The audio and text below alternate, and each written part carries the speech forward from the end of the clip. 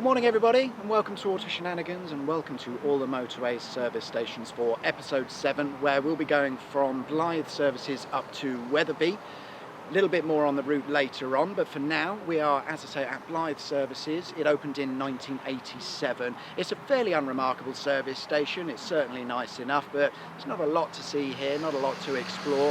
It has seen some changes over the years in terms of the entrance exits being restructured, and the junction outside has changed as well.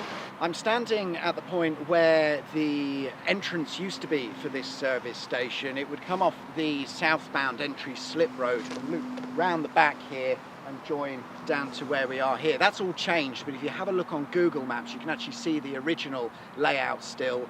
Now you come in at the roundabout over there. It's an in and out exit entrance, whereas before you used to be able to come in there and out there in one easy loop.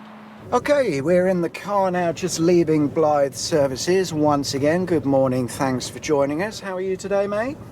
I am, yep. Excellent, glad to hear. In this episode, we've got 7 service stations planned. We've just done one, so 6 remaining now. We're a little bit all over the shop today. The route is quite obscure just because of the locations of the service stations we're going to. I shall throw up a map graphic now for you so you can see roughly where we're going.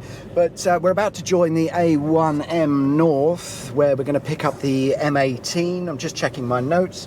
We're going to then pick up the M62, the M1, more M62, what else? And then the A1 as well. So, yeah, we're all over that really. It's an obscure route, but we look forward to it. We shall see you shortly. Bye.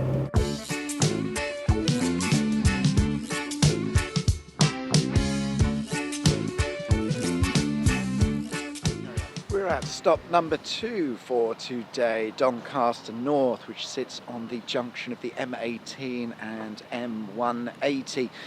In the 1980s, plans were drawn up for a service station around a mile south of here, and it was going to be called Hatfield Services. And if you have a look, you can actually see the area that they were going to put the service station. There's also ghost slip roads, if you will, just off the motorway. When they built it, they put the appropriate infrastructure in place. However, that never materialised, and then in 2000, Doncaster North opened here instead, and that's where we are now. So opened in 2000, as I say, operated by Moto. We've actually got quite a lot of Moto service stations on the menu for today, if you will. 5 of 7 are operated by Moto, so thank you for having us in advance, of course. It's got a lovely large glass entrance here as you walk through the main door. If you have a little walk around the back of the service station, you'll find the public paths that lead up to Hatfield Colliery. It opened in 1916 and is a really good example of some large industry that still remains. If you're prepared to put the effort in, you can have a walk up the hills and get a really nice viewpoint down on the site. If you've got the time, give it a go.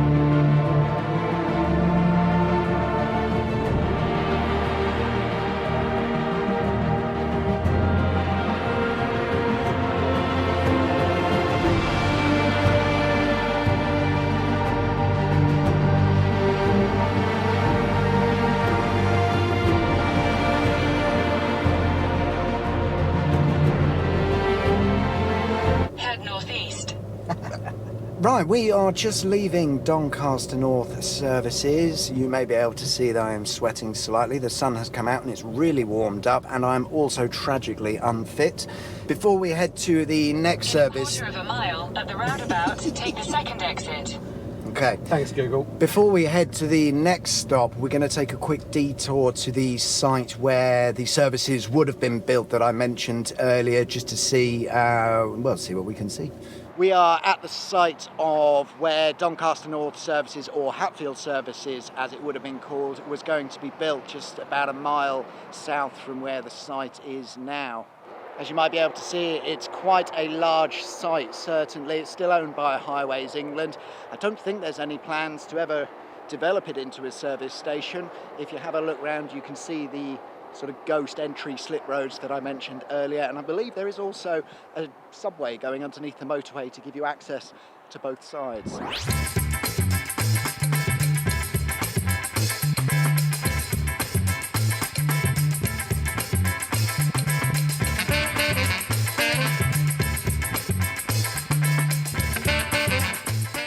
We've arrived at FerryBridge Services, which opened in 1985. It has a unique building design in as much as it is a prism.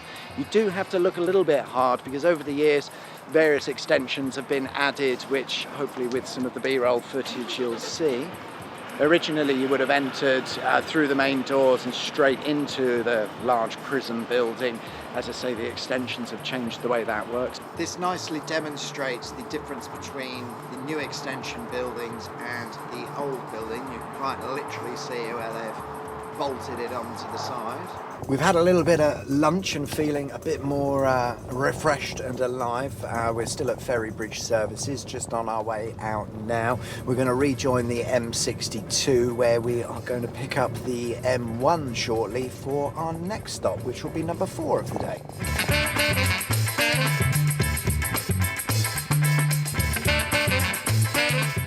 Okay, we have arrived at Woolley Services, which is on the M1, opened in 1972. Following quite a lot of difficult planning, there's a coal seam underneath the site as well as a railway tunnel, so when they built it that obviously had to be a consideration.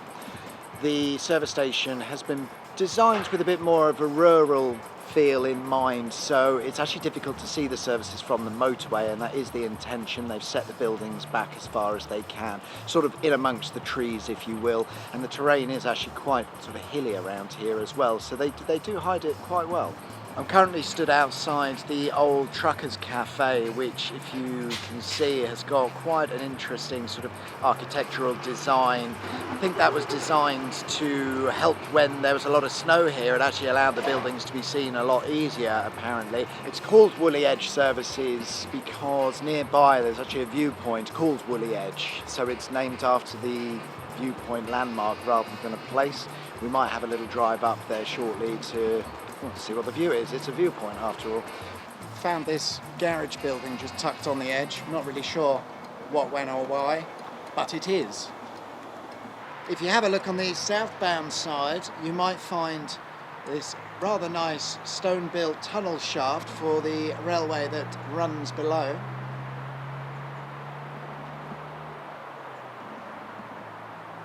Back in the 70s, Granada used to run this place rather than Moto, and if you look around in the right areas, you can see the odd relic of when they were here. So, for example, there are a few bollards still within their sort of red branded colour, as well as some paint peeling around the back where you can see they've simply painted over the original red. We've had a good look around Woolley Edge, and very nice it is too. It certainly does appear that the main buildings are pretty much original as per what they would have been. And as I mentioned, if you look around carefully in places, you can even see where they've repainted over the original red branding from Granada. We're about to head off and rejoin the motorway. We've got to head back up the M1 and rejoin the M62. We're going over to Heartshead Moor from here. I'm just at the Woolley Edge viewpoint, which, as you can see behind me, is quite a nice view, just up the road from the service station. Oh, look at that!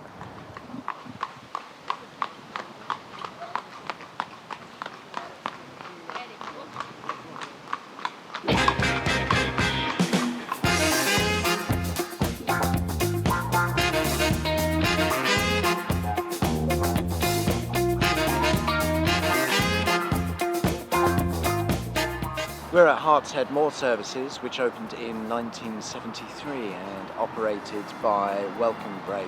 We're going to do things a little bit differently here. You may remember in our last episode, towards the end, we, effectively were asked to leave because we didn't have permission for filming inside. We've been in talks with Welcome Break, various emails have been exchanged, but no conclusion has been reached yet regarding that. So rather than antagonise anybody, we're not going to go in, we're not going to have a look around because, well, as I say, we don't want to upset anybody. Interesting fact about Heartshead Moor, it is officially the highest service station in the UK in terms of elevation. And in the 70s, the service station made the news because tragically not far from here, there was an IRA bomb explosion which killed several people, and the service station was used as a designated area for the emergency responders, and they played a fairly big part in getting that situation resolved. There is a memorial garden here which hopefully we can go and find and grab a couple of shots from as well.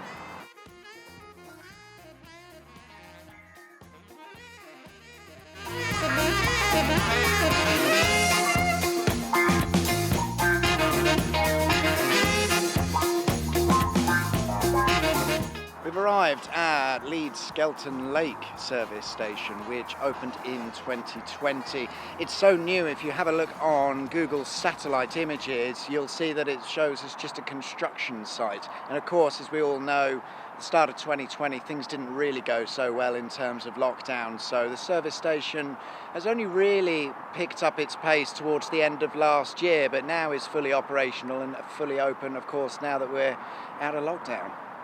When they designed the service station, a lot of inspiration was taken from Gloucester services. So I don't know if you can see, but the roofs are all grass, and a lot of effort has been made to make this as environmentally friendly as possible. Inside, the fixtures, fittings are actually very pleasant indeed. There is a farm shop where there is some local produce sold. We've sampled a few bits and I have to say it is excellent. Of course, typically at the farm shop, overinflated price, but if you are passing this way, it is certainly worth a stop in. It's quite a spectacle to behold.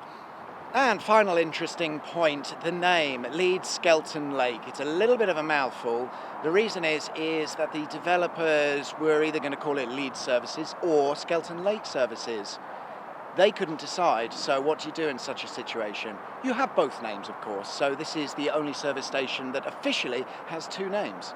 Number 6 of 7 completed now for the day. That was Leeds Skelton Services. We are currently on the M1. We're about to head over to Wetherby Services, which is on the A1M. That's our last stop for today, so quite looking forward to that. We shall see you there.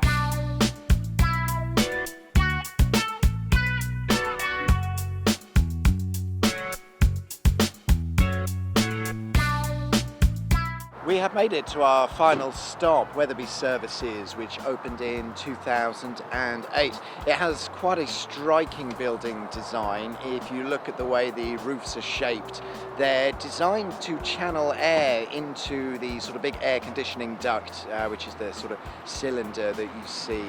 And because of interesting environmental designs like this when building it, this is the most carbon neutral service station on the entire network. Okay guys, that is us done for today. So that's our last stop, Wetherby Services, making it 7 that we've done. Our total is now up to 57 services, leaving us 38 to go. I hope you'll join us next time, where we'll of course be visiting many more service stations and sampling their various delights. Please give us a subscribe, hit the old like button, usual thing. It really helps us out and helps us grow the channel. Like I say, thank you very much for watching. We shall see you next time. And say bye. Bye.